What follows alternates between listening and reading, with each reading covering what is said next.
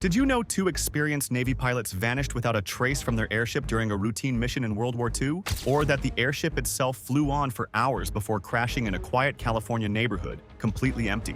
And to this day, not a single clue about what happened to them has ever been found. This decades-old mystery from World War II has never been solved.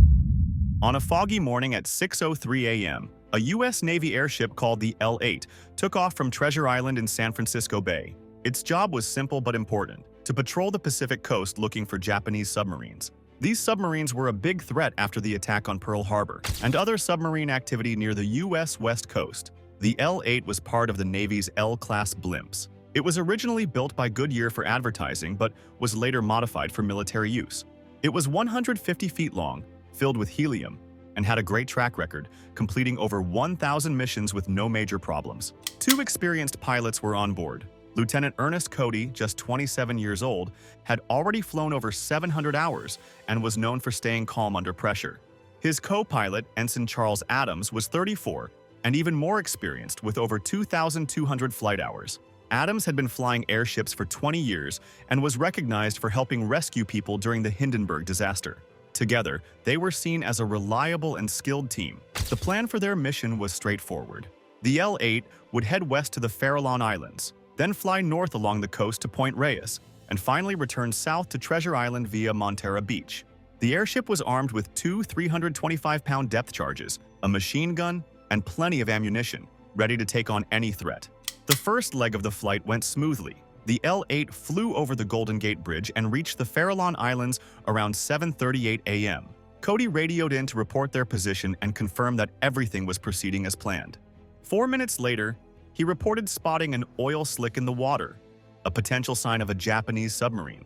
Cody and Adams began investigating, dropping two smoke flares to mark the location. For over an hour, the airship circled the area at low altitude, closely monitoring the water below. Witnesses aboard two nearby ships, the Albert Gallatin and the Daisy Gray, observed the L-8's maneuvers. Crew members on the Daisy Gray even saw Cody and Adams in the gondola, appearing calm and in control. But the blimp did not drop its depth charges or report any further findings to base. At approximately 9 a.m., the L-8 ascended to a higher altitude and began heading back toward the mainland. This marked the last confirmed sighting of the two pilots. Shortly after the airship began its return journey, radio contact was lost. Attempts to reach the crew at 8:20 and 8:50 a.m. went unanswered.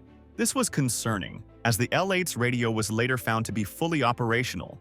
At 10:49 a.m., a Pan Am pilot reported seeing the airship flying over the Golden Gate Bridge. From his vantage point, everything appeared normal, but he did not confirm whether Cody and Adams were still aboard. Then the blimp's behavior turned erratic. A Navy search plane spotted it climbing to an altitude of 2,000 feet, far higher than usual for such aircraft, and then descending rapidly. By 11:15 a.m., the L-8 had touched down briefly on Ocean Beach in San Francisco. The impact dislodged one of its 325-pound depth charges, which fell to the ground. Two fishermen attempted to secure the airship by grabbing its tie lines, but the blimp, now lighter without the weight of the depth charge, rose back into the air. It drifted inland, brushing against rooftops and power lines before crash landing in Daly City at 11:30 a.m. Rescue teams arrived quickly, expecting to find Cody and Adams injured but alive. Instead, they found an empty gondola. The cabin door was wide open, with a microphone attached to a loudspeaker dangling outside. Inside, the scene was orderly. The parachutes remained untouched. A briefcase containing classified documents was locked and secure, and the engines were idling. The airship still had 4 hours of fuel left. Two of the three required life jackets were missing, indicating that Cody and Adams had likely been wearing them. But the water landing compartment, designed to take on water in case of a sea landing, was completely dry. Dust found inside the compartment confirmed that the blimp had not touched the ocean. The Navy immediately launched a massive search operation, deploying ships and aircraft to scour the coastline and surrounding waters. Despite good weather and clear visibility, they found no sign of Cody, Adams, or their life jackets. One of the most plausible theories is that one of the pilots fell from the gondola while inspecting the blimp. The other may have attempted a rescue and fallen as well. The open cabin door and dangling microphone lend some credibility to this idea. But this explanation raises questions. Why would both men leave the gondola, especially since Navy protocol emphasized staying with the aircraft? And why were no bodies or life jackets ever recovered? especially with so many witnesses and search efforts in the area. Another theory suggests that Cody and Adams encountered a Japanese submarine. Proponents argue that the pilots might have been captured while investigating the oil slick, explaining their disappearance. But this theory also has holes. Why didn't the pilots report the submarine to their base? And if they were captured, who piloted the airship back to the mainland? Also, the briefcase of classified documents in the gondola remained untouched, which seems unlikely in a capture scenario. Some speculate that a mechanical issue or human error caused the pilots to abandon the blimp. For instance, they might have believed the airship was losing altitude rapidly and exited in a panic. Yet the gondola was found in perfect working order, with the engines idling and sufficient fuel remaining. This undermines the idea of a catastrophic failure prompting an emergency exit. As with many enduring mysteries, more fantastical explanations have emerged. Some suggest that Cody and Adams were abducted by aliens or fell victim to a dimensional rift. These theories attempt to explain the seemingly impossible circumstances of their disappearance. While intriguing, such ideas lack evidence and remain speculative. Following the incident, the Navy conducted an exhaustive investigation but failed to provide definitive answers. Cody and Adams were eventually declared legally dead, their families left with more questions than closure. The L-8 itself was repaired and returned to service. After the war, it was sold back to Goodyear and renamed it the America. The airship continued to fly promotional missions until its retirement in 1982.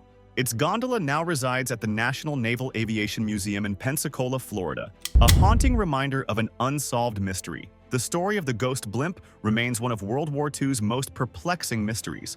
It is a tale of two skilled pilots, a reliable aircraft, and a mission that should have been routine but ended in unexplainable tragedy. The waters off San Francisco, where the L-8 patrolled, have a history of mysterious disappearances. In 2007, renowned computer scientist Jim Gray vanished while sailing to the Farallon Islands, never to be seen again. Despite extensive searches, his fate remains unknown, echoing the mystery of Cody and Adams. 80 years later, the disappearance of the Ghost Blimp's crew continues to captivate and baffle historians, aviation experts, and mystery enthusiasts alike. How could two experienced pilots vanish without a trace from an airworthy blimp? Was it an accident, an enemy encounter, or something far more mysterious? What do you think happened to Cody and Adams? Share your thoughts in the comments below, and don't forget to like and subscribe for more intriguing stories from history. While you're here, check out our next video for another insane story from history that will leave you questioning everything you know.